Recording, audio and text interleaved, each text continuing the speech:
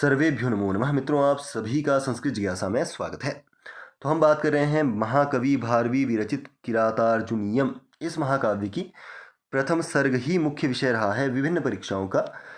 8 भागों में अभी तक हमने 35 पद्यों को अध्ययन किया है। आज के इस नवम भाग में हम 36 से लेकर 40 पद्य पर्यंत अध्ययन करने वाले हैं। तो चलिए इस भाग को हम जल्दी से प्रारंभ करते हैं। विद्यारम्भं करिष्यामि सिद्धिर्भवतु मे सदा।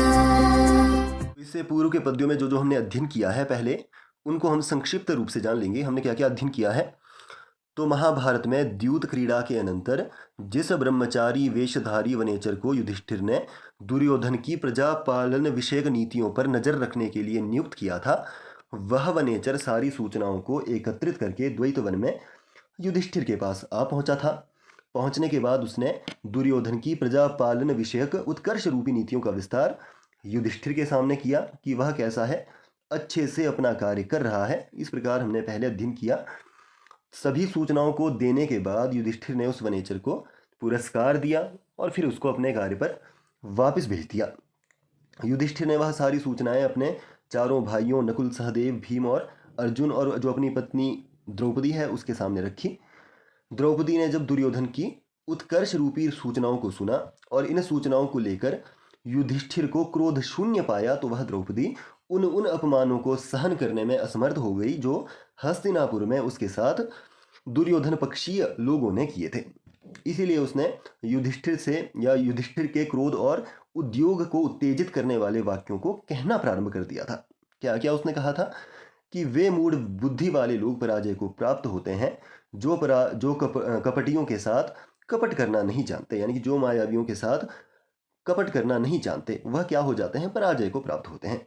वैसे ही आपकी राजलक्ष्मी रूपी वधु का दुर्योधन अपहरण करके ले जा रहा है और आप इसका विरोध भी नहीं कर रहे हैं, तो आज समाज यही समझेगा कि आप इसके समर्थक हैं, जिससे आप समाज में क्या हो जाएंगे, निंदा के पात्र हो जाएंगे।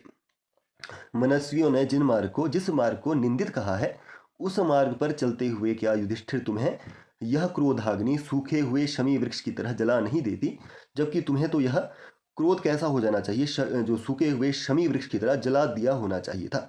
परंतु तुम अभी भी क्या हो, क्रोध शून्य हो, ना तुम इस दुर्दशा के प्रति कार्य या उद्योग करने के लिए उद्यत हो। इस तरह से उस द्रौपदी ने कहा। उसके बाद आगे वह कहती है, जिस व्यक्ति का क्रोध व्यर्थ ना हो और निर्धनता आदि विपत्तियों में जो व्यक्ति धन संपदा इत्यादि देकर दूसरों की सहायता करे उस व्यक्ति के स्वयं ही सभी अधीन हो जाया करते हैं।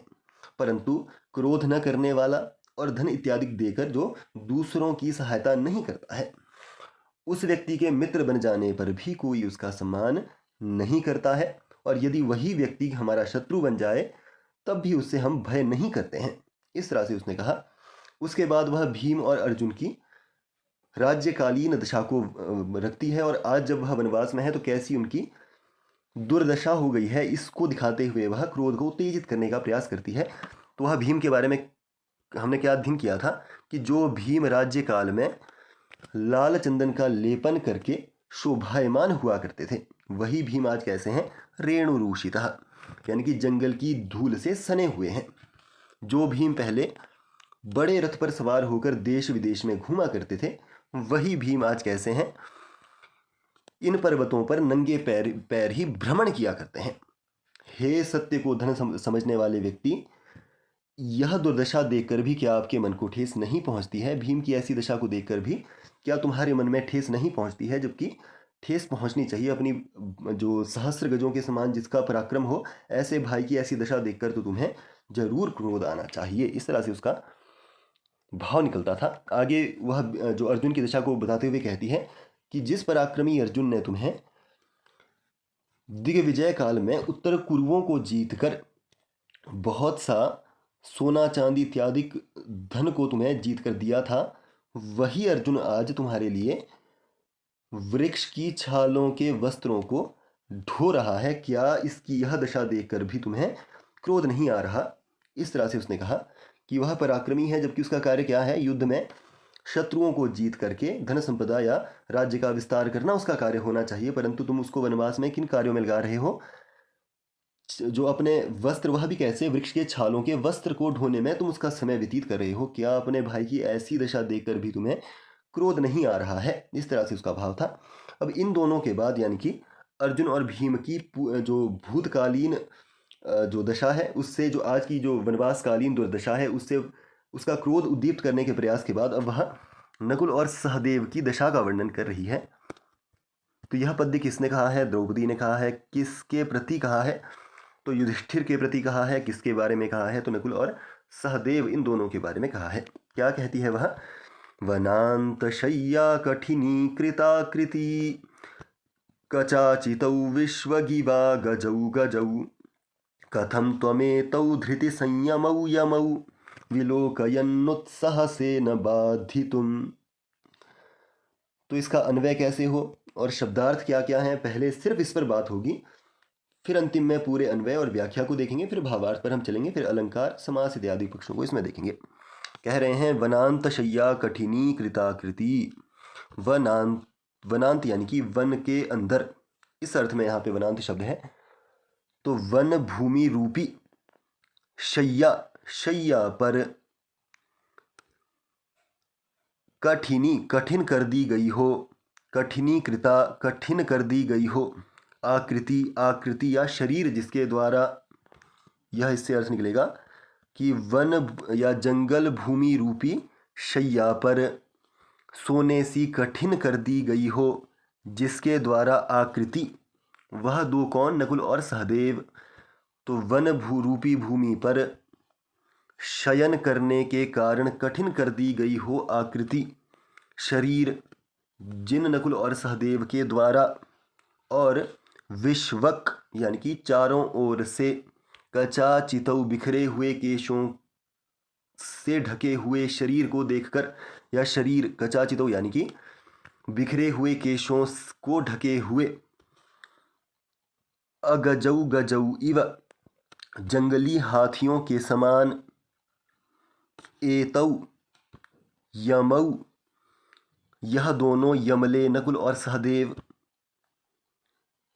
विलोकयन देखते हुए, तुम युधिष्ठिर, धृति संयमो धैर्य और संतोष को, धैर्य और संयम को, बाधितुम त्याग करने के लिए, कथम कैसे, न उत्साह से कैसे उद्यत नहीं हो जाते, इस तरह से वह प्रश्न करती है।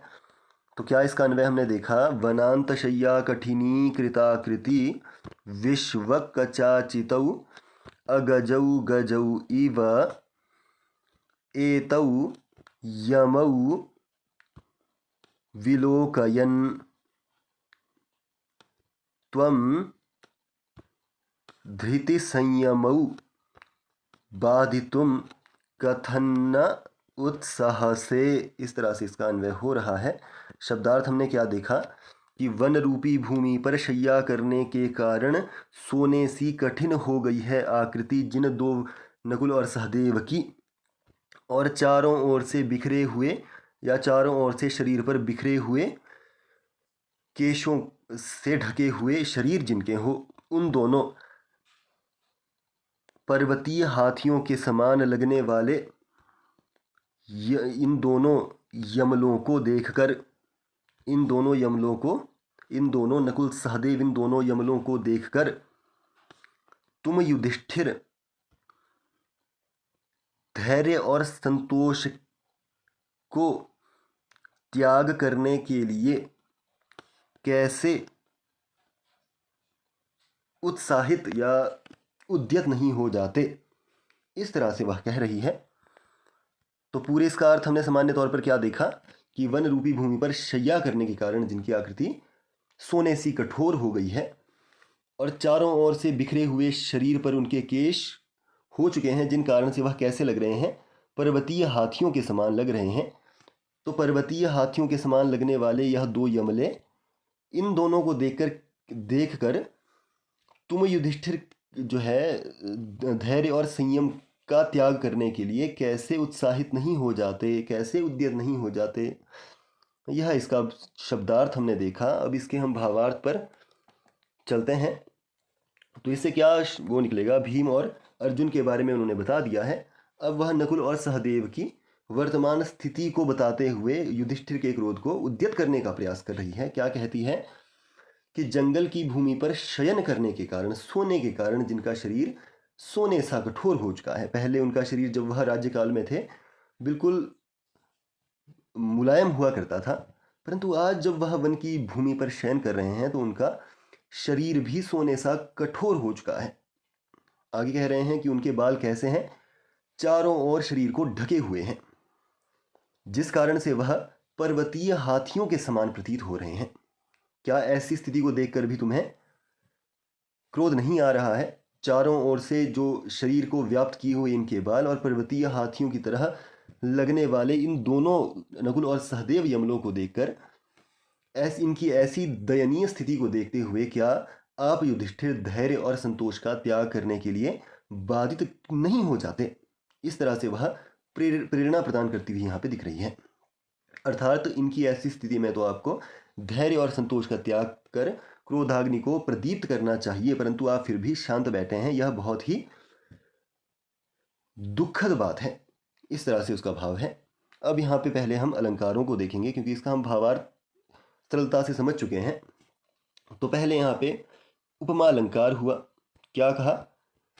गजौ इव यमौ, यानी कि हाथियों के समान यमले। हाथी कैसे होते हैं? मनमस्त होते हैं, वैसे ही अपनी सूंड को लेकर इधर उधर घुमा करते हैं, वैसे ही वह दोनों भी यमले लग रहे हैं। तो यहाँ पे यमौ से जो है यह उपमेय वाचक है, यानी कि निकृष्ट है। और उपमान कौन है? गजौ। तो यह उपमान यानी कि जो उत्तम धर्म है वह उपमान हुआ। तो इस कारण से यहाँ उपमान उपमेय भाव होने के कारण उपमा अलंकार हुआ है। दूसरा अलंकार यहाँ पे निकल के आता है यमक। तो उपमा के बारे में हमने पहले बहुत अध्ययन किया है, यमक हमारे लिए नया है। यमक का लक्षण क्या है? सत्यर्थे पृथगर्थायाः स्वर व्यंजन संहते क्रमेण ते नैवावृत्तिर्यमकं विनिगद्यते। यानी कि अर्थ वाला हो तो भिन्न अर्थ वाले, यानी कि अर्थवान हो फिर भी भिन्न अर्थ वाले, या एक अर्थ हो तो भी कोई बात नहीं है, परंतु मुख्य तौर पे क्या कहा उन्होंने कि यदि अर्थवान हो तो भिन्न अर्थ वाले। कौन? स्वर व्यंजन समूह, स्वर व्यंजन समुदाय। इन स्वर व्यंजन समुदाय की उसी क्रम से आवृत्ति को यमक अलंकार कहते हैं।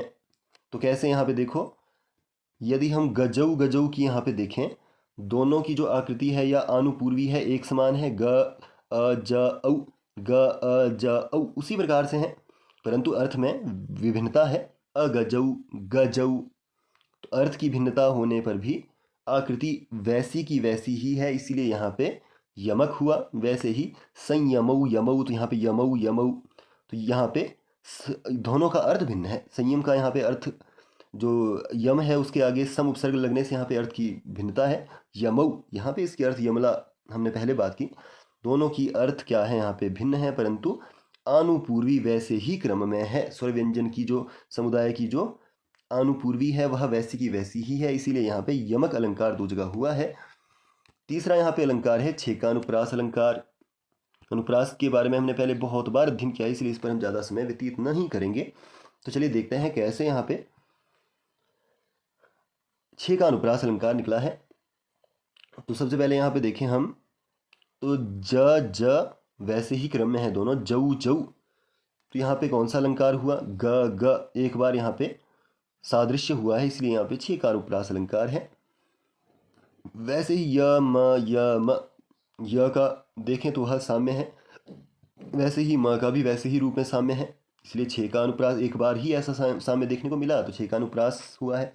दो या तीन बार, दो बार से, एक बार से ज़्यादा यदि देखा जाता तो यहाँ वहाँ पे प्रत्यनुप्रास अलंकार होता।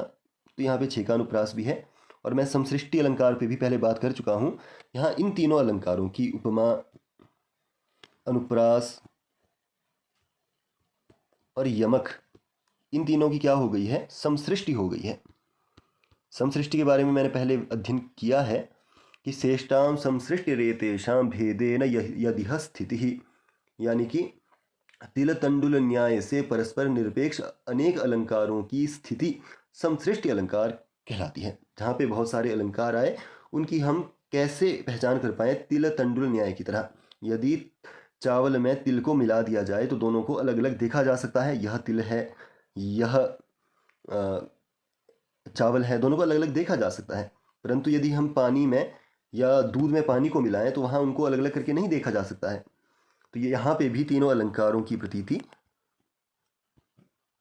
झटिति हो गई है, इसीलिए यहाँ पे समसृष्टि अलंकार हुआ है। परंतु यदि जहाँ पे क्षीर नीर न्याय विघटित हो वहाँ पे संकर यह उभयालंकार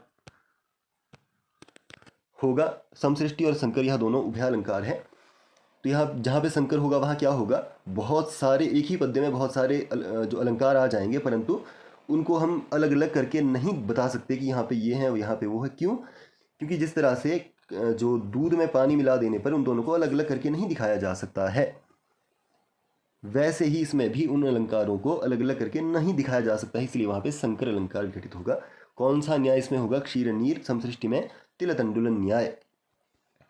अब बात करते हैं इसमें समस्त पदों की कि कौन कौन से समस्त पद इसमें हुए हैं। वनांत शय्या कठिनी कृताकृति, तो एक ही पद है, कैसे इसमें अलंकार निकालेंगे? तो वनस्य अंतः इति वनांतः, षष्ठी तत्पुरुष समास है।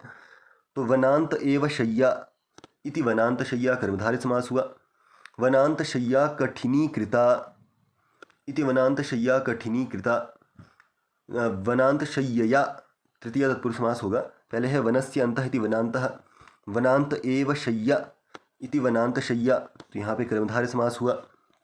उसके बाद वनांत शय्यया तृतीया जहाँ बनता है लतया, वैसे ही शय्यया कठिनी कृता इति वनांत शय्या कठिनी कृता, तृतीया तत्पुरुष समास हुआ। पहले षष्ठी तत्पुरुष, फिर कर्मधारय, फिर तृतीया तत्पुरुष, फिर आगे हैं वनांत शय्या कठिनी कृता आकृति ययोः तौ वनांत शय्या कठिनी कृताकृति। तो यहाँ पे द्विवचन में है, द्वितीया के द्विवचन में, इसीलिए यहाँ पे कृति प्रयोग किया गया है। जैसे कि मति मति इस तरह से बनता है, वैसे ही आकृति आकृति इस तरह से, आकृतिम आकृति इस तरह से।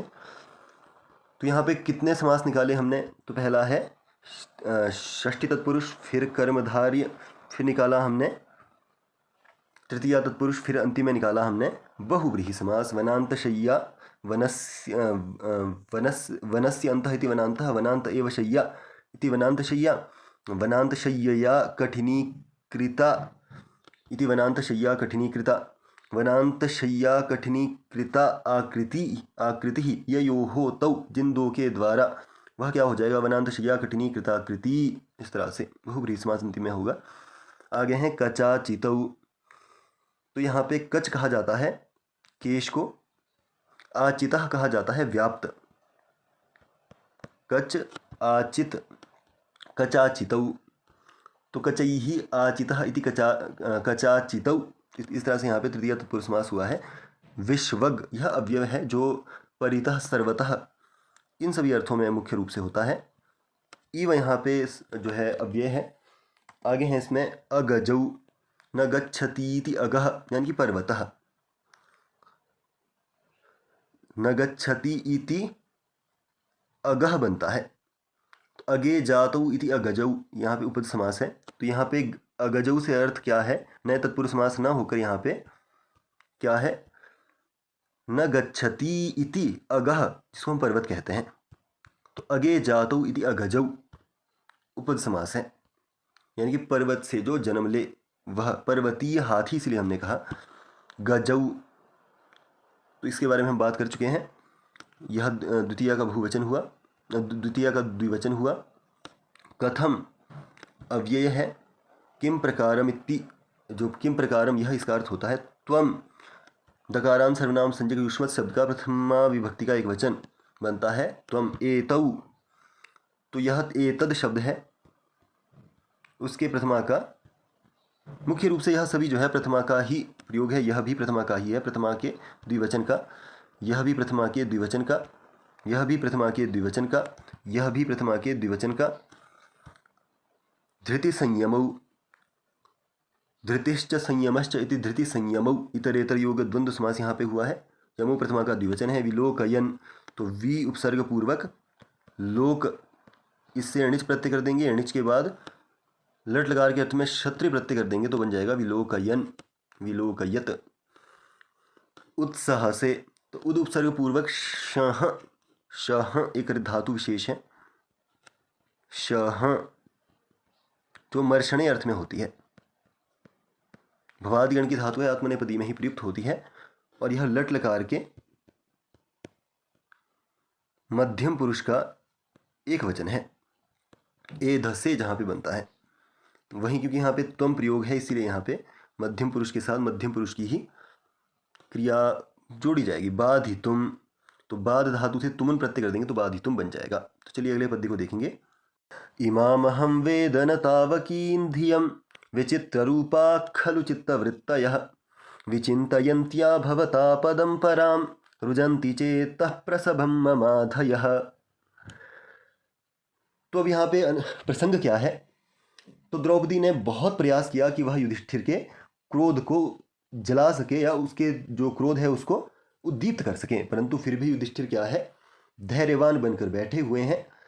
तो अब वह द्रौपदी उसके धैर्य से उब चुकी है और उबकर अब वह द्रौपदी युधिष्ठिर की विचित्र बुद्धि पर आक्षेप कर रही है। क्या कह रही है, अन्वय और शब्दार्थ को पहले देखें। इमाम यह वर्तमान में, तावकीम आप युधिष्ठिर की, धियम बुद्धि को, अहम मैं द्रौपदी, न वेद नहीं समझ पा रही हूँ। यानी कि पहला यह वाक्य हुआ कि इमाम तावकीम धियम अहम न वेद, यानी कि आपकी जो यह वर्तमान में बुद्धि है उसको मैं समझने में समर्थ नहीं हूँ, नहीं समझ पा रही हूँ। आगे वह उनकी चित्तवृत्तियों पर आक्षेप करती हुई कहती है, ही का यहाँ पे अध्यार कर लेना जरूरी है, क्योंकि ही से अर्थ होगा क्योंकि, हेतु अर्थक अव्यय होता है ही, क्योंकि प्रत्येक व्यक्ति की चित्तवृत्तयः मनोवृत्तियाँ, मूढ़ क्षिप्त विक्षिप्त एकाग्र निरुद्ध इत्यादि जो चित्त की वृत्तियाँ हैं वह विचित्र रूपा खलु विचित्र हुआ करती है, यानी कि विभिन्न हुआ करती है। क्या अर्थ होगा कि इस वर्तमान में आप युधिष्ठिर की चित्त बुद्धि को मैं द्रौपदी नहीं समझ पा रही हूँ, क्योंकि प्रत्येक मनुष्य की चित्तवृत्तियाँ मनोवृत्तियाँ विभिन्न हुआ करती है, भिन्न भिन्न हुआ करती है, परंतु फिर भी पराम भवदा पदम महतिया अत्यधिक आपकी विपत्तियों को विचिंतयंत्या देखती हुई मम मेरे द्रौपदी के चेतः चित्त को आधयः मनोव्यथाएं प्रसभं पीड़ित रुजंती कर रही है। इस तरह से कैसे अन्वय देखा हमने इसका कि इमाम तावकीम धियम अहम न वेद ही चित्तवृत्तयः प्रत्येक मनुष्याणां चित्तवृत्तयः विचित्ररूपाः खलु तथापि परां भवदापदं विचिन्तयन्त्या मम चेतः आधयः प्रसभं रुजंती। इस तरह से हमने इसका पूरा अन्वय देखा। पहले वाक्य का अर्थ हमने क्या निकाला, इमाम तावकीम धियम अहम न वेद, इस वर्तमान काल में आप युधिष्ठिर की बुद्धि को मैं द्रौपदी नहीं समझ पा रही हूँ, क्योंकि प्रत्येक मनुष्य की चित्तवृत्तियाँ भिन्न भिन्न हुआ करती है। फिर भी परंतु आपकी महती अत्यधिक आपकी विपत्तियों को देखती हुई मेरे द्रौपदी के चित्त को मनोव्यथाएं पीड़ित जरूर कर रही है। इस तरह से तो हमने इसका शब्दार्थ व्याख्या देख ली है। क्या इसकी व्याख्या है, यह वर्तमान में आपकी बुद्धि को मैं द्रौपदी समझने में असमर्थ हूँ, क्योंकि प्रत्येक मनुष्य की चित्तवृत्तियाँ विचित्र हुआ करती है, विभिन्न हुआ करती है, परंतु अत्यधिक आपकी विपत्तियों को देखती हुई मेरे द्रौपदी के चित्त को मनोव्यथाएं पीड़ित कर रही है। क्या इससे हमारा भाव निकलेगा, तो वह देख रही है कि युधिष्ठिर के क्रोध की जो अग्नि है वह जलने का नाम नहीं ले रही है, इसलिए अब वह उसकी बुद्धि पर आक्षेप कर रही है। हो सकता है जो चीज़ मुझे अच्छी लगती हो, साधु प्रतीत होती हो, आप युधिष्ठिर को वह असाधु लगती हो, क्योंकि जो यह पृथ्वी है यहाँ पर बहुत प्रकार के मनुष्य रहा करते हैं, विभिन्न प्रकार के मनुष्य निवास करते हैं। उन विभिन्न प्रकार के मनुष्यों की चित्तवृत्तियाँ भी भिन्न भिन्न प्रकार की हुआ करती है। यह अर्थ क्या है कि जो चीज़ या जो तथ्य मुझे अच्छा लगता है, साधु प्रतीत होता है, हो सकता है आपको वह असाधु लगे, साधु लगे, जो मुझे असाधु लगता है वह आपको साधु लगे, और हो सकता है कि जो मुझे साधु या अच्छा लगता हो आपको वह असाधु या विचित्र लगे या बेकार लगे, गंदा लगे। प्रत्येक मनुष्य की सोचने की क्षमता, चिंतन करने की क्षमता विभिन्न प्रकार की अलग अलग हुआ करती है। और यदि एक जैसी हुआ करती तो मैं हंसता तो कोई और भी हंसने लग जाता, मैं रोता तो किसी और को भी वहाँ रोना आ जाता। ऐसा नहीं है, जहाँ मुझे रोना आएगा जरूरी नहीं है कि सभी वहाँ पे रोएं। इस तरह से हर मनुष्य की चित्तवृत्तियाँ भिन्न भिन्न हुआ करती है। पहले उसने यह कहा, परंतु फिर भी इस विकट परिस्थिति में जो यह आपकी दुर्दशा या आपके भाइयों की दुर्दशा कर दी गई है छल से, उनको सहन करना भी उचित नहीं है, इनका निवारण आपको करना चाहिए। यह इसका आशय है। तो वह क्या कहती है कि सबकी चित्तवृत्तियाँ अलग होती हैं, फिर भी आपकी दुर्दशा को सोच सोचकर मैं द्रौपदी तो दुखी अवश्य होती हूँ। आप युधिष्ठिर स्वयं कैसे हैं, दुर्दशा से पीड़ा का अनुभव नहीं करते हैं, इसीलिए आप इस दुर्दशा के निवारण के लिए प्रयत्नशील भी नहीं प्रतीत होते हैं। परंतु मैं जब आपकी इस दुर्दशा का अनुभव करती हूँ तो स्वाभाविक रूप से मैं दुखी हो जाती हूँ। आपके भाइयों को जब मैं यमलों की तरह घूमते हुए देखती हूँ तो मुझे दुख हो जाता है। जब मैं अर्जुन को वृक्ष के छाल के कपड़े लाते हुए आपको देखती हूँ, वस्त्र लाते हुए देखती हूँ, तो मुझे दुख होता है। वो भीम, गदाधारी भीम को जब मैं पैदल पर्वतों पर घूमते हुए देखती हूँ तो मुझे दुख जरूर पहुँच जाता है। अब आप इसके बारे में क्या सोचते हैं वह आप ही बता सकते हैं, परंतु ऐसी स्थिति में आपको उसका निवारण जरूर करना चाहिए। कहने का उसका आशय क्या है, इतनी विशाल विपत्तियों में चुपचाप रहना या उसको सहन करना भी उचित नहीं है, आपको इसका प्रतिकार जरूर करना चाहिए। यह कहने का अभिप्राय उस द्रौपदी का यहाँ पे प्रतीत हो रहा है। यहाँ पे कोई विशेष अलंकार नहीं है। यहाँ पे मुख्य पद कौन कौन से हैं उसको देख लेते हैं। इमाम, तो यह इदम शब्द है जो सर्वनाम संज्ञक शब्द है, तीनों में चलता है, पुल्लिंग में भी, स्त्रीलिंग में, नपुंसकलिंग, तीनों ही लिंगों में प्रयोग होता है। यहाँ पे स्त्रीलिंग के द्वितीय का एक वचन है इमाम। अहम अस्मद शब्द है, यह भी सर्वनाम संज्ञक शब्द है और समान रहता है पुल्लिंग, स्त्रीलिंग, नपुंसकलिंग में। प्रथमा विभक्ति का एक वचन अहम बनता है वेद। तो वेद धातु है, ज्ञाने अर्थ में होती है जो। इस धातु कौन से गण की है, तो अदादि गण की यह धातु है। और यहाँ पे आत्मने पदी में यह प्रयोग है और उत्तम पुरुष के एक वचन का यह रूप बनता है। न अव्यय है तावकीम, तब यम इस अर्थ में होता है तावकी, ताम तावकीम यानी कि द्वितीय का एक वचन है। धियम, धी शब्द है, दीर्घ इकारांत, उसके द्वितीय का एक वचन धियम बनता है।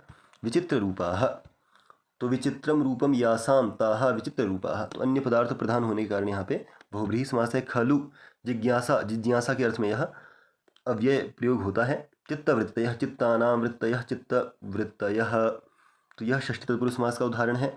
विचिंतयन्त्या, तो वी उपसर्ग पूर्वक चिंत धातु है, इसके बाद रणिच प्रत्यय करेंगे। रणिच प्रत्यय करने के बाद लटकार के अर्थ में यदि क्षत्रिय प्रत्यय कर दिया जाए, स्त्रीलिंग के अर्थ में यहाँ पे गीप प्रत्यय कर दिया जाए, गीप प्रत्यय कर दिया जाए, और उसके बाद षष्ठी के एक वचन में, षष्ठी के एक वचन में बन जाएगा विचिंतयन्त्याः। तो यहाँ पे भ पर में होने के कारण विसर्गे नहीं दिखाई गई है, संधि होने के कारण, तो विचिंतयन्त्याः इस तरह से षष्ठी के एक वचन का यह रूप है। अगला है भवता पदम, भवदा पदम, तो यहाँ पे भवतः आपत इति भवता पद षष्ठी तत्पुरुष समास है। ताम भवता पदम इस तरह से। पराम द्वितीय का एक वचन है। रुजंति, रुज्य भंगे धातु है, तुदादि गण की धातु है, परस्मी पदी है, लड़ लकार के प्रथम पुरुष का बहुवचन। चेतः, तो चेतति अनेन इति चेतस, तो यह मुख्य रूप से नपुंसकलिंग शब्द है और यह बनता है मुख्य रूप से षष्ठी प्रयोग, जहाँ तक मुझे प्रतीति हो रही है षष्ठी में चेतः बन जाएगा। प्रसभम, तो प्रगता सभा सभाधिकारो यस्मात् इति प्रसभम, यानी कि बलात्कारः पीड़ितम इस अर्थ में होता है। मम, तो यह अस्मत् शब्द के षष्ठी का एक वचन वहाँ पे बनता है। मम आधयः, तो यह मुख्य रूप से मन की व्यथा, मनोव्यथा के अर्थ में आधयः शब्द प्रयोग होता है। तो चलिए अगले पद्य को देखेंगे। पुराधिरूढ़ शयनम महाधनम विबोध्यसे यः स्तुतिगीति मंगलैः अदब्रदर्भामधिशय्यसस्थलीं जहासि निद्रामशिवैः शिवारुतैः। तो द्रौपदी अब युधिष्ठिर के बारे में कह रही है। किससे कह रही है? द्रौपदी कह रही है। किससे कह रही है? युधिष्ठिर से कह रही है। किसके बारे में कह रही है? तो युधिष्ठिर के ही बारे में कह रही है। यानी कि हस्तिनापुर में जब आप रहते थे तो आपका जीवन कैसा था? पहले जैसे अर्जुन और भीम के बारे में तथ्य रखे, नकुल सहदेव के बारे में रखे, वैसे ही युधिष्ठिर की अब यहाँ पे वह बात करने वाली है। जब आप शासन काल में थे तो कैसा आपका जीवन था, और आज जब आप वनवासी हो गए हैं तो कैसा आपका जीवन है। पहले कैसे आप सुप्रभात आपकी हुआ करती थी, आज आपकी सुप्रभात कैसी होती है। मुख्य यही इसका विषय है। क्या कह रहे हैं? यह अन्वय और शब्दार्थ को देखेंगे।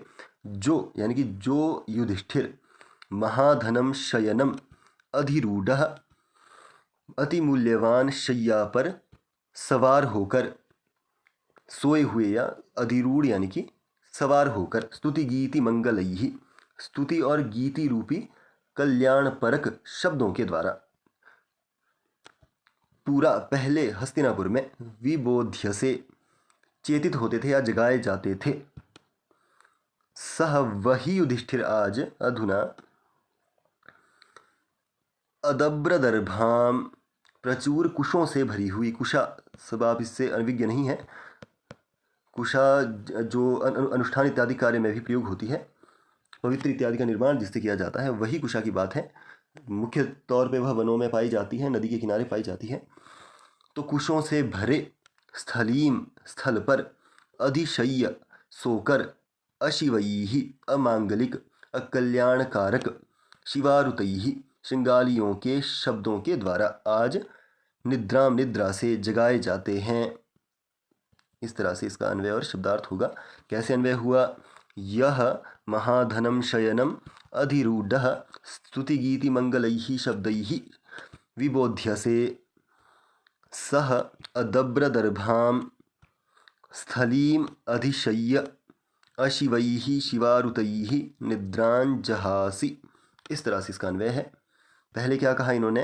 पूरी व्याख्या को देख लीजिए। पहले जो युधिष्ठिर अति मूल्यवान शैया पर सवार होकर स्तुति परक और गीति परक कल्याणकारक, स्तुति और गीति से जो कल्याणकारक हो, ऐसे शब्दों के द्वारा पहले हस्तिनापुर में जगाए जाते थे। आज वही युधिष्ठिर कुशों से भरी या कुशा से भरे वन स्थल पर, वन स्थान पर अकल्याणकारक श्रृंगालियों के शब्दों के द्वारा निद्रा से जगाए जाते हैं। तो इस तरह से तो क्या कहा इन्होंने? अब इसका भावार्थ क्या निकलेगा? जब यहाँ पे द्रौपदी युधिष्ठिर से कह रही हैं कि आप युधिष्ठिर जब हस्तिनापुर में होते थे तो आप बहुत मूल्यवान शैया पर शयन किया करते थे। आपको शैया से जगाने के लिए सेवक जन स्तुति परक और गीति परक कल्याणकारक शब्दों का प्रयोग किया करते थे। उन सुंदर गीतों से ही आपकी क्या हुआ करती थी? सुप्रभात हुआ करती थी। और जब आप आज वनवासी हो गए हैं तो आपकी स्थिति बिल्कुल इससे विपरीत है। पहले आप बहुमूल्यवान शैया पर शयन करते थे, आज कैसे कर रहे हैं? अदब्रदर्भाम, यानी कि कुशों से भरी हुई उबड़ खाबड़ वन भूमि में आप आज शयन किया करते। पहले कैसे अति मूल्यवान, आज कुशों से भरी हुई उबड़ खाबड़ वन भूमि पर आप शयन करते हैं। पहले आपको जगाने के लिए स्तुति गीति, इनसे जो मंगलात्मक शब्द हो उनका प्रयोग किया जाता था। आज आपको श्रृंगाली, श्रृंगाल जिन्हें हम कहते हैं, सियार, इनके शब्दों के द्वारा आपकी सुप्रभात हुआ करती है। तो आपकी स्थिति कैसी हो गई है? पहले के मुकाबले में बद से बदतर हो चुकी है। तो अतः आपकी यह दयनीय स्थिति आपको क्यों करके कष्ट नहीं पहुंचा रही है? इस तरह से कहने का उसका अभिप्राय है। पहले से आपकी दशा कैसी हो गई है? बहुत ही निकृष्ट हो चुकी है, यह भाव है। अब बात करते हैं यहाँ पे कौन सा अलंकार है? शिवैहि शिवारुतैहि। तो शी छे का अनुप्रास है। अनुप्रास शब्द साम्यम दो प्रकार का है, छे का अनुप्रास और वृत्त्यनुप्रास। छे का अनुप्रास की बात करें तो वहाँ पे जहाँ पर एक से अधिक व्यंजन का एक बार ही साम्य देखा जाए वहाँ पे छे का अनुप्रास होगा। जहाँ पे एक से अधिक व्यंजन का एक से अधिक बार यानी कि 2, 3, 4, 5 बार साम्य देखा जाए वहाँ पे वृत्त्यनुप्रास अलंकार हुआ। तो यहाँ पे शी एक बार ही है, इसलिए यहाँ पे छे का अनुप्रास अलंकार होगा। अब बात करते हैं यहाँ पे कुछ मुख्य पदों की। पूरा यहाँ पे अव्यय है। पहले पूर्व काले इस अर्थ में होता है अधिरूढ़। अधि उपसर्ग पूर्वक रूढ़ धातु है। रूढ़ धातु से यदि क्ता प्रत्यय कर देंगे तो अधिरूढ़ जाके बनता है। शयनम शी धातु है। शी धातु से यदि ल्युट कर देंगे तो बन जाएगा शयनम। महाधनम महद्धनम यस्य तत् महाधनम बहुव्रीहि समास है। विबोध्य से वी उपसर्ग पूर्वक बुध धातु है। बुध धातु किस अर्थ में होती है? अवगमने अर्थ में होती है। दिवादिगण की धातु है। आत्मनेपदी मुख्य रूप से प्रयोग होता है इसका। लड़ लकार के मध्यम पुरुष का यह एक वचन है। यह यद शब्द है। यद यानी कि सर्वनाम संज्ञक शब्द है जो पुल्लिंग में भी होता है, स्त्रीलिंग में भी होता है, नपुंसकलिंग में भी होता है। तो यहाँ पे पुल्लिंग में है, प्रथमा विभक्ति का एक वचन। स्तुति गीति मंगलैः। तो स्तुतयश्च गीतयश्च स्तुति गीतयः इतरेतर योग द्वंद्व पहले हुआ। और फिर स्तुति गीतयः एव मंगलानि इति स्तुति गीति मंगलानि तैः स्तुति गीति मंगलैः। कर्मधारय समास यहाँ पे हुआ। पहले कौन सा है? इतरेतर योग द्वंद्व गर्भित कर्मधारय तत्पुरुष समासः। अदब्र दर्भाम। अदब्र कहा जाता है कुशा को। नदभ्रम इति अदभ्रम। अदभ्रम मुख्य रूप से प्रचुर कहा जाता है, प्रचुर को। दर्भा कहा जाता है कुशा को। अदब्र यानी कि प्रचुर मात्रा में। प्रचुर इस अर्थ में होता है। अनल्पः इस अर्थ में होगा अदब्र, जो कम ना हो।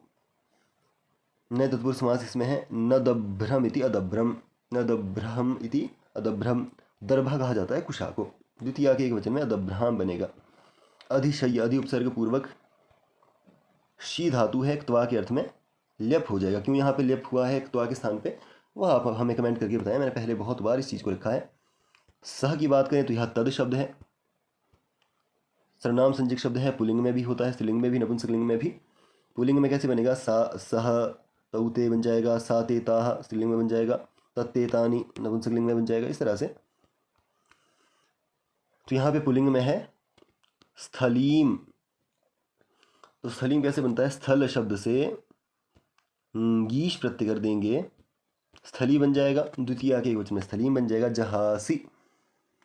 तो मुख्य रूप से यह ओहांक एक धातु है। ओहांक त्याग के अर्थ में यह होती है मुख्य रूप से। जुहोत्यादिगण की धातु है। परस्मैपदी में प्रयोग होती है। मध्यम पुरुष का एक वचन जहासी बनता है मुख्य रूप से। निद्राम। तो निद्रा शब्द द्वितीया के एक वचन में यहाँ प्रयोग है। अशिवैः। न शिवः इति अशिवः। न शिवानी इति अशिवानी। मुख्य रूप से यह होगा तैः अशिवैः। यानी कि मंगल हो उसे शिव कहते हैं, जो मंगल ना हो वह अशिवः। तैः अशिवैः। शिवारुतैः। शिवानाम ऋतानि इति शिवारुतानि तैः शिवारुतैः। तो यहाँ पे षष्ठी तत्पुरुष समास प्रयोग हुआ है। तो चलिए अगले पद्य को अब देखेंगे। पुरोपनीतं नृपरामणीयकं द्विजातिशेषेण यदेतदन्धसा तदद्यते वन्यफलाशिनः परं परैति कार्श्यं यशसा समं वपुः। तो अब द्रौपदी युधिष्ठिर के स्वरूप के बारे में यहाँ पे आक्षेप करती हुई कह रही है। हे नृप, हे राजन, या हे राजा, हे युधिष्ठिर। यत एतत, ये दोनों अलग अलग शब्द हैं यहाँ पे। यह जो यह, हे राजन, यत एतद, जो यह, वपुः, आपका शरीर, पूरा उपनीतम, यह दो अलग अलग पद हैं। पहले पूर्व काल में द्विजाति शेषेण। तो द्वे जाति ये शांते द्विजातयः बहुव्रीहि समास है। यानी कि जन्म ना जायते शूद्र संस्कारा द्विज उच्यते। जन्म से सब शूद्र होते हैं, दूसरा जन्म लेने पर द्विज कहलाते हैं, इसलिए उसको दूसरा जन्म कहा जाता है। पहला जन्म यानी कि शूद्र ही सब जन्म लेते हैं। संस्कारा द्विज उच्यते। दूसरा जन्म हो गया हो जिसका, जो कैसा बन गया हो, संस्कारवान बन गया हो, यानी कि ब्राह्मण यहाँ पे मुख्य अर्थ होगा। द्विज, तो हे राजन, जो यह आपका शरीर पहले राज्य काल में द्विजाति शेषेण ब्राह्मणों के अवशिष्ट, द्विजों के अवशिष्ट अंधसा अन्न के द्वारा पुष्ट होकर रामणीयकम सुंदरता को उपनीतम प्राप्त हुआ था। वन्य फलाशिनः जंगली फलों को खाने वाले, ते तुम्हारा, तत् वही शरीर, अद्य आज वनवास काल में यशसा समम यश के साथ साथ परम अत्यंत कार्श्यम दुबला परैति हो गया है। क्या कहा? वपुः का यहाँ पे हम 2 बार अध्यार कर सकते हैं कि हे राजन, जो यह आपका शरीर पहले हस्तिनापुर काल में ब्राह्मणों के अवशिष्ट अन्न के द्वारा पुष्ट होकर कैसा दिखता था? सुंदर दिखता था, सुंदरता को उपनीतम प्राप्त हुआ था। वन्य फलाशिनः जंगली फलों को खाने वाले, ते तुम्हारा, तत् वही वपुः शरीर, आज अद्य कैसा दिख रहा है? यशसा समम यश के समान, यश के साथ साथ अत्यधिक दुबला हो गया है। कैसे इसका अन्वय किया हमने? नृप यत एतत वपुः द्विजाति पूरा द्विजातिशेषेण अंधसा रामणीयकम उपनीतम वन्यफलाशिनः ते तत् वपुः अद्य यशसा समम परम कार्श्यम परैति। इस तरह से हे राजन, हे युधिष्ठिर, जो यह आपका शरीर ब्राह्मणों के अवशिष्ट अन्न के द्वारा पुष्ट होकर सुंदरता को प्राप्त हुआ था। पहले लगा सकते हैं कि यानी कि हे राजन, जो यह आपका शरीर ब्राह्मणों के अवशिष्ट अन्न के द्वारा पुष्ट होकर सुंदरता को पहले प्राप्त हो चुका था, वन या जंगली फलों को खाने वाले तुम्हारा वही शरीर आज वनवास काल में यश के साथ साथ अत्यधिक दुबला हो चुका है। इस तरह से तो हमने इसके पूरी व्याख्या क्या देखी कि हे राजन, जो आपका शरीर ब्राह्मणों के अवशिष्ट अन्न के द्वारा पुष्ट होकर पहले सुंदरता को प्राप्त हो चुका था, वन के फल को खाने वाले तुम्हारा वही शरीर आज वनवास काल में यश के साथ साथ अत्यंत दुबला हो चुका है। क्या भाव इसे निकालेंगे हम? हे युधिष्ठिर, जब आप राजा थे, यानी कि जब आप युधिष्ठिर हस्तिनापुर में युवराज पद पर आसीन थे, तब सबसे पहले ब्राह्मणों को भोजन करवाया करते थे। उसके बाद स्वयं भोजन किया करते थे। उस समय उच्छिष्ट भोजन यानी कि जूठे भोजन से भी आपका शरीर हृष्ट पुष्ट दिखा करता था, हृष्ट पुष्ट था, जिससे अत्यंत सुंदर उसकी प्रतीति, आपके शरीर की प्रतीति कैसी होती थी? सुंदर प्रतीति होती थी। क्या कहा मैंने कि जब आप राजा थे, हस्तिनापुर में थे, तब सबसे पहले आप भोजन किसको करवाया करते थे? ब्राह्मणों को करवाया करते थे। उसके बाद क्या किया करते थे? स्वयं भोजन किया करते थे। तो उस समय अवशिष्ट या उच्छिष्ट भोजन से भी आपका शरीर हृष्ट पुष्ट था, जिससे आप सुंदर सौंदर्य यौवनत्व को प्राप्त हुआ करते थे। और आज जब आप वनवासी हो गए हैं, तो वन में सुलभता या सरलता से मिलने वाले फल खाने पर आप विवश हो चुके हैं। पहले तो आपकी इच्छा थी कि आप ब्राह्मणों या द्विजों के अवशिष्ट भोजन को करें। यह आपकी क्या थी? इच्छा हुआ करती थी। आपकी इसमें कोई भी विवशता नहीं हुआ करती थी। आपके पास किसी भी चीज़ का अभाव नहीं हुआ करता था। किंतु आज तो आप विवशता से फल का आहार ग्रहण कर रहे हैं। यह इससे अर्थ ग्रहण होता है। तो पहले आप क्या थे? सर्वसंपन्न थे, फिर भी आप ब्राह्मणों को भोजन करवाने के बाद उससे बचा हुआ भोजन खुद किया करते थे। यह क्या था? आपकी खुद की इच्छा थी। परंतु आज तो आपके पास इच्छा नहीं है, क्या है? विवशता है कि मुझको जो वन में फल मिले, सुलभता से जो वन में फल मिले उसको ही खाना है। यह कैसी है? विवशता है। इस फलाहार को करने के कारण आपका शरीर कैसा हो गया है? दुबला हो चुका है। साथ ही साथ आपका यश भी कमज़ोर या दुबला हो चुका है। तो जिसके पास भोजन की सामग्री उपलब्ध ना हो और वह दुर्बल दिखे तो क्या होगा? उसे समझा जा सकता है एक बार के लिए कि उसके पास भोजन की सामग्री नहीं है, जिस कारण से यह कमज़ोर दिख रहा है। परंतु आपने तो स्वयं सर्वसंपन्न होते हुए दुर्बलता को स्वीकार किया है। आपके साथ छल हुआ, छल से आपको वनवासी बनाया गया। आपने इस छल को ही स्वीकार कर लिया है, इसीलिए हस्तिनापुर की प्रजा भी आपके यश पर उंगली उठाने लगी है। तो जिस तरह से उसका शरीर दुबला वन के फलों से हो चुका है, उसी प्रकार उसका यश भी दुबला हो गया है। शरीर कैसे दुबला हुआ? वन में जो सुलभता से जो फल मिले उनको खाने के कारण। और यश क्यों? क्योंकि सब कुछ होते हुए भी उसने त्यागना उसको पसंद किया। वह चाहता तो उसके लिए वह विरोध करता, परंतु विरोध नहीं किया, चुपचाप वह वन में आ गया, जिस कारण से सबने उसको क्या समझ लिया कि यह तो कायर है या मूढ़ बुद्धि वाला है। तो आपका यश भी लोक में क्या हो चुका है? आपके शरीर की तरह क्षीण हो गया है, दुर्बल हो गया है, पतला हो गया है। यह इससे अर्थ ग्रहण होगा। तो अब चलिए यहाँ पे देखते हैं कौन सा अलंकार निकलेगा। सहोक्ति अलंकार। सहोक्ति अलंकार को समझाने से पहले उसके एक सिंपल से दृष्टांत को समझ लीजिए। इस पर मैं किसी पर आक्षेप नहीं कर रहा हूँ, केवल आपको समझाने के लिए बोल रहा हूँ कि कोई वामन या नाटा छोटा जो व्यक्ति होता है उसको हम क्या बोल देते हैं कि तेरी बुद्धि तेरी शरीर की तरह क्या है? छोटी है। तेरी बुद्धि, छोटा व्यक्ति है कोई, तेरे शरीर की तरह है।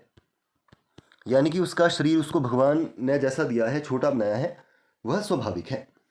परंतु बुद्धि जिसका विकास तू कर सकता था उसका भी तैने नहीं किया, उसको भी अपने शरीर की तरह कैसे रख दिया? न्यून रख दिया। तो ये ऐसी जहाँ पे वाक्य होता है वहाँ पे सहोक्ति अलंकार होता है। सा सहोक्ति सहार्थस्य बलादेकम द्विवाचकम, इस तरह से इसका लक्षण मिलता है। यानी कि जहाँ एक शब्द सह शब्दार्थ के बल से दो अर्थों का बोधक हो जाता है वहाँ सहोक्ति अलंकार हो जाता है। जैसे कि किसी नाटे व्यक्ति को कह दिया कि तेरी बुद्धि तेरे शरीर की तरह छोटी है, तो शरीर उसको भगवान से मिला तो उस पर हम कोई भी आक्षेप नहीं कर सकते, परंतु उस छोटे शरीर की तरह बुद्धि भी उसकी छोटी है। एक ही सह के बल पे यहाँ पे दो अर्थ हमने निकाले, तो कौन सा अलंकार हुआ? सहोक्ति अलंकार। वैसे यहाँ पे क्या क्या कहा कि तेरा शरीर भी कैसा हो गया है? वन के फल को खाने के कारण यश की तरह, समम के बल पे यहाँ पे दो अर्थ निकाले हैं। यशसा समम वपुहु, यश की तरह शरीर भी कार्श्यम, दुर्बल हो गया है। तो युधिष्ठिर के शरीर का दुर्बल प्रतीत होना वन में निवास करने का फल है, परंतु यश का दुर्लभ होने से अभिप्राय है दुर्दशा को चुपचाप स्वीकार कर लोक में कायर भाव का उत्पन्न होना। तो इस तरह से यहाँ पे समम शब्द के बल पर दो अर्थ निकाले गए। कौन कौन से? पहला है शरीर भी दुर्बल हो चुका है और वन के फलों को खाने के कारण यश भी दुर्बल हो गया। तो यश की तरह शरीर भी दुर्बल हो गया है। तो यहाँ पे कौन सा अलंकार हुआ? सहोक्ति अलंकार यहाँ पे हो गया। अब बात करते हैं यहाँ पे कुछ मुख्य पदों की। पूरा यहाँ पे अव्यव है, पूरा उपनीतम, तो अ और उ पर में है, जिस कारण से यहाँ पे गुण संधि होकर पूर्वोपनीतम बना।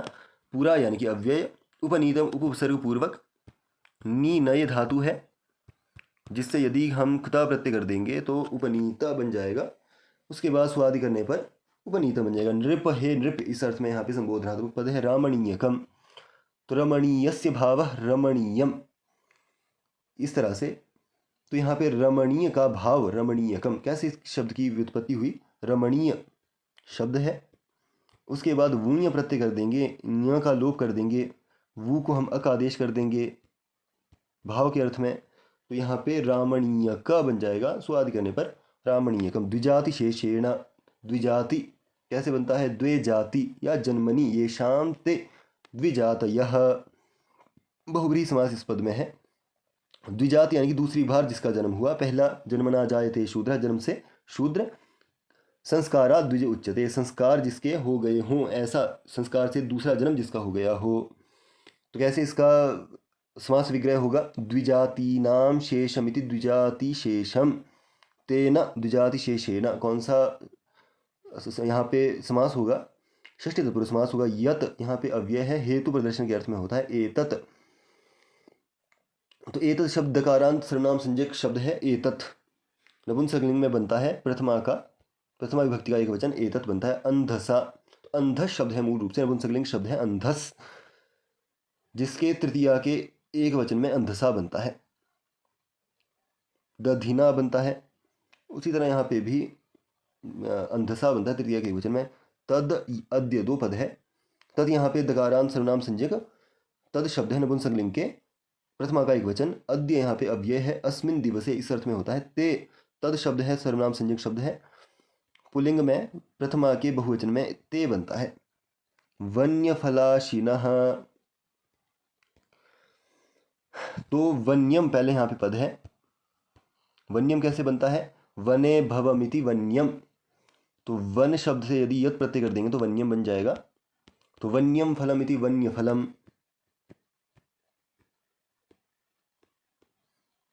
कर्मधारय समास हुआ। वन के फल, तो यहाँ पे विशेषण पूर्व में है और विशेष्य बाद में है, तो यहाँ पे विशेष्य विशेषण भाव से कर्मधारय समास हुआ। और वन्य फलम अश्नाति इति वन्य फलाशी बन जाएगा, उपद समास हुआ। और षष्ठी के एक वचन में वन्य फलाशीनः बन जाएगा। परम अव्यय है, अत्यंतम अधिकम इस अर्थ में होता है। परईति, परा उपसर्ग पूर्वक इणगतौ धातु है, इणगतौ धातु है, जाने के अर्थ में होती है इण धातु, जिसका अर्थ हो जाएगा परा उपसर्ग लेने के कारण पृष्ठे गमनम, इस अर्थ में हो जाएगा। तो अदादिगण की धातु है इण, उसके लट लकार के प्रथम पुरुष एक वचन में ऐति बनता है, परा पूर्व में होने के कारण परईति हो जाएगा संधि होकर। कार्श्यम, तो कृशस्य भावः कार्श्यम, कृश धातु से श्यंग प्रत्यय कर देंगे, यह मात्र शेष रहेगा, पतला इस अर्थ में होता है। यशसा, यशस शब्द है, नपुंसकलिंग शब्द है, सकारांत नपुंसकलिंग शब्द है, तृतीया के एक वचन में यशसा बनता है। समम, यह समानम इस अर्थ में होता है। वपुः, यह भी मूल रूप से वपुस शब्द है,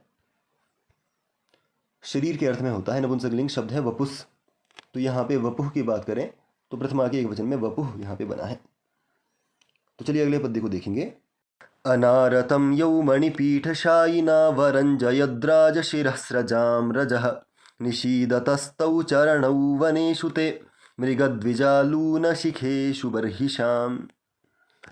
अब वह जो युधिष्ठिर है उसके पूर्व में यानी कि हस्तिनापुर में कैसा उसका वर्चस्व था, आज वह कितने बुरी दुर्दशा में है, उस बात को यहाँ पे उठाती हुई द्रौपदी कहती है अनारतम, सदैव या निरंतर, मणिपीठशायिनौ, तो यहाँ पे अब हो गया है, औ को अब हो जाता है अच परे रहने पर, तो अरंजयत यहाँ पे पद है, अरंजयत अलग पद है, तो यदि संधि तोड़ेंगे मणिपीठशायिनौ अरंजयत, राजशिरःस्रजाम एक पद हो जाएगा, रजः अलग पद हो जाएगा, निशीदतः तौ चरणौ वनेषु ते मृगद्विजालूनशिखेषु अलग पद है, बर्हिषाम यह अलग पद हो जाएगा। तो कैसे हमने अन्वय किया इनका संधि तोड़ के? निरंतर रूप से सदैव मणिपीठशायिनौ, रत्न निर्मित पीठ पर सुखपूर्वक रहने वाले या रत्न से बनी हुई पीठ पर रहने वाले, यौ चरणौ, जिन चरणों को, जिन दो चरणों को, राजशिरःस्रजाम, राजाओं के मस्तक की माला की, रजः धूलि या पराग, अरंजयत सुशोभित करती थी, ते आपके, तौ चरणौ, फिर से इसको हम दूसरी बार अन्वित करेंगे, तौ चरणौ वही दो चरण, मृगद्विजालूनशिखेषु मृगों और ब्राह्मणों द्वारा काटी हुई शिखा वाले, बर्हिषाम कुशों के, वनेषु जंगलों में, निशीदतः पड़े हुए हैं, कैसे इसका अन्वय किया हमने? अनारतम मणिपीठशायिनौ यौ चरणौ राजशिरः स्रजां रजः अरंजयत ते तौ चरणौ यहाँ से फिर से अन्वित कर सकते हैं। तौ चरणौ मृगद्विजालूनशिखेषु बर्हिषां वनेषु निशीदतः। तौ चरणौ यहाँ से फिर से अन्वित करेंगे। इस तरह से इसका अन्वय होगा। फिर से एक बार देख लीजिए। अनारतम मणिपीठशायिनौ यौ चरणौ राजशिरः स्रजां रजः अरंजयत तौ चरणौ ते तौ चरणौ मृगद्विजालूनशिखेषु बर्हिषां वनेषु निशीदतः। शब्दार्थ क्या होंगे इसके? निरंतर या सदैव, मणि या रत्न से बनी हुई पीठ पर रहने वाले, जो दो चरण, राजशिरः स्रजाम रजः, राजाओं के मस्तक की माला की धूली सुशोभित करती थी। ते तौ चरणौ, आपके या तुम्हारे वही दो चरण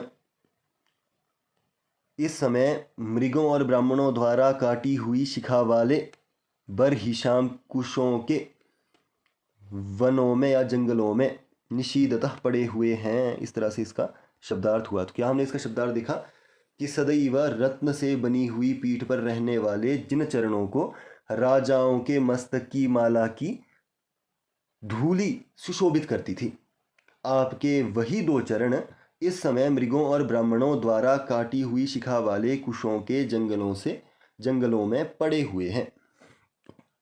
इस तरह से इसका व्याख्या हुई। अब बात करते हैं इसका क्या भाव है। तो द्रौपदी युधिष्ठिर की वर्तमान दशा का वर्णन करती हुई आगे कहती है कि सिंहासन पर बैठे होने पर आपके जो चरण रत्नों से बनी हुई पाद पीठ पर रहा करते थे। कैसे रहा करते थे आपके चरण? रत्न एक धातु विशेष है, रत्न से बनी हुई जो पीठ एक बनी होती है उस पर आपके चरण रहा करते थे। और देश विदेश के राजागण जब उन चरणों पर माथा टिका करते थे, झुका करते थे, तब उन राजाओं के गले में या सिर पर स्थित पुष्पमाला के पराग उन चरणों को सुशोभित किया करते थे। क्या किया करते थे? सुशोभित किया करते थे। अरंजयत कहा इन्होंने कि जब आप सिंहासन पर हुआ करते थे, युवराज पद पर आसीन हुआ करते थे, तो आपके चरण कहाँ रहा करते थे? ऐसी पीठ पे रहा करते थे जो मणि से बनी हुई हुआ करती थी। और देश विदेश देशांतर के जो राजागण हुआ करते थे, वह जब उन पर अपना सिर नवाया करते थे, तो उन राजाओं के गलों में जो माला हुआ करती थी, उस माला के पराग जो उसमें होते हैं, उन चरणों को शोभित किया करते थे। और जब आज आप वनवासी हो गए हैं तो वही चरण कुशों वाली भूमि पर पड़े हुए हैं। वह भी कैसी कुशा? ब्राह्मणों के कार्य में लाए जाने के कारण उनकी शिखा काट दी गई है। तो ब्राह्मण यदि कुशा को ले जाएगा तो उसका शिखा भाग को काट देगा, और मृग या हिरण उसका चर्वण करता है, चबाता है, तो उनके द्वारा भी ऊपर से चबाने के कारण कैसी हो चुकी है वह? उनकी शिखा कटी हुई है, उनका जो अपर भाग होता है वह कटा हुआ है। ऐसी क्लिष्ट स्थिति में है, मतलब आपको पूरी तरह से कुशा भी नसीब नहीं हो रही है, यह भाव वह प्रकट करना चाहती है। तो यहाँ पे कौन सा अलंकार हुआ? तो यहाँ भाव हमारा स्पष्ट है कि पहले जो आपके चरण कहाँ रहा करते थे, मणि से बनी हुई पीठ पर विराजित हुआ करते थे, और देश विदेश के राजा जब उस पर सर निवाया करते थे तो उनके गले में जो पड़ी हुई माला थी, उसकी माला की जो पराग है वह उन चरणों को शोभित किया करती थी। आज जब आप वनवास में हैं तो आपकी स्थिति बिल्कुल विपरीत है। आप वन में पड़े हुए होते हैं किस पर? कुशा पर। वह भी कुशा कैसी है? हिरण के द्वारा ऊपर से चबा देने के कारण कैसी हो चुकी है? शिखा कटी हुई हो चुकी है। और ब्राह्मणों के द्वारा कार्य में लाए जाने के कारण उनकी शिखा कटी हुई है, यानी कि पूरी तरह से आपको कुशा भी इस समय नसीब में नहीं मिल रही है। इस तरह से उसका भाव है। तो यहाँ पे कौन सा अलंकार है? यहाँ पे मुख्य तौर पे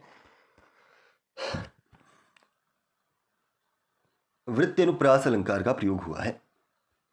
कैसे हुआ है? तो ज ज ज ज, तो आप यहाँ पे देख रहे होंगे ज ज की बार बार आवृत्ति है, और यदि एक बार ही ज ज होता तो यहाँ पे छ का अनुप्रास होता शब्दालंकार में, परंतु यहाँ पे ज ज ज को आप 3 बार पा रहे हैं, तो वृत्त्यनुप्रास अलंकार यहाँ पे विघटित हो रहा है। अब यहाँ कुछ मुख्य पद हैं, उन पर बात कर लेते हैं। अनारतम पहला पद आया है। अनारतम, आरतम न आरतम इति अनारतम।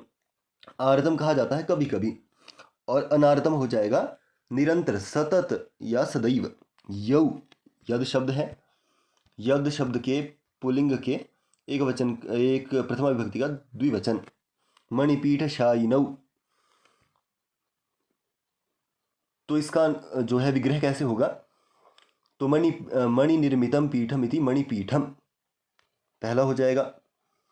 शाक पार्थिवादी नाम, इससे समास हुआ यहाँ पे। और मणिपीठे शयाते इति मणिपीठ शायिनी तौ मणिपीठ शायिनो, उपद समास यहाँ पे अंतिम में होगा। शायिनी शब्द यहाँ पे कैसे बना है, शायिनी, शायिनी शब्द है तो शी धातु से ऋणी प्रत्यय कर देंगे ताच्छल्य अर्थ में, उसके बाद ङीश प्रत्यय करेंगे तो मणिपीठ शायिनी बन जाएगा, और जब उसको द्विवचन में चलाएंगे तो मणिपीठ शायिनो बन जाएगा। तो मणि निर्मितम पीठम इति मणिपीठम, तो शाक पार्थिवादी इससे समास हो जाएगा यहाँ पे।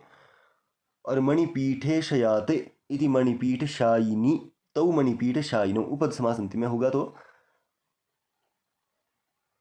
यह समास यहाँ पे हुआ है। अरंजयत, तो रंज धातु है जो रागी अर्थ में होती है, उसका यह लंग लकार के प्रथम पुरुष एक वचन का रूप है। राजशिरः स्रजाम, तो यहाँ पे भी यह समस्त पद है। राजशिरः स्रजाम, तो राज्याम सिरामसी इति राजशिरामसी, षष्ठी तत्पुरुष समास यहाँ पे होगा। क्या समास हुआ, राज्याम राजाओं के, सिर क्या हो जाएंगे, राजा सिर हो जाएगा। कैसे, राज्याम शिरामसी इति राजशिरामसी, षष्ठी तत्पुरुष समास हुआ। आगे हो जाएगा राजशिरामसी राजशिरसाम स्रजः इति राजशिरसः स्रजः तासाम राजशिरः स्रजाम, षष्ठी के बहुवचन में जाके बनेगा। तो कौन सा समास यहाँ पे हुआ है, षष्ठी तत्पुरुष समास अंतिम में हुआ है। पहले कौन सा हुआ, राज्याम शिरामसी इति राजशिराम, षष्ठी तत्पुरुष समास हुआ।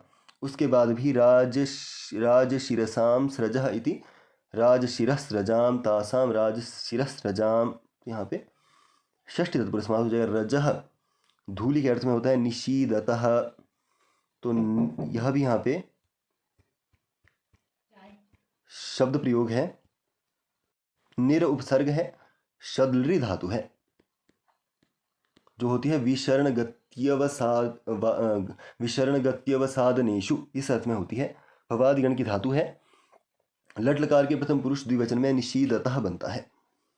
पठतः, इस तरह से वहाँ पर निषेध। तौ तद शब्द के पुल्लिंग में प्रथमा विभक्ति का द्विवचन। चरणौ, यह भी चरण शब्द के प्रथमा विभक्ति के द्विवचन में। वनेषु, वन शब्द के सप्तमी के बहुवचन में।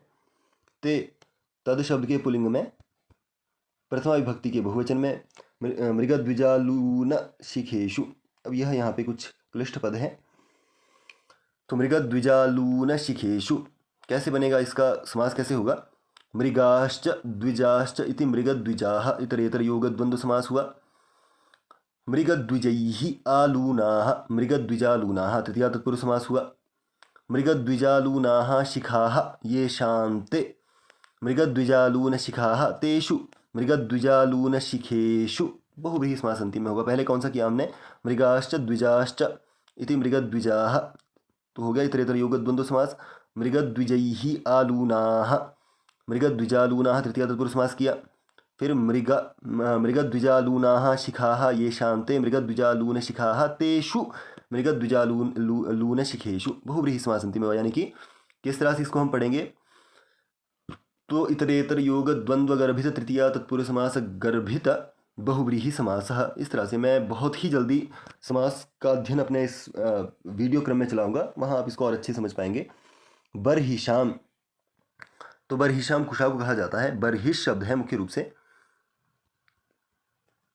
बरहिश शब्द है, और जो षष्ठी के बहुवचन में बनता है बरहिशाम।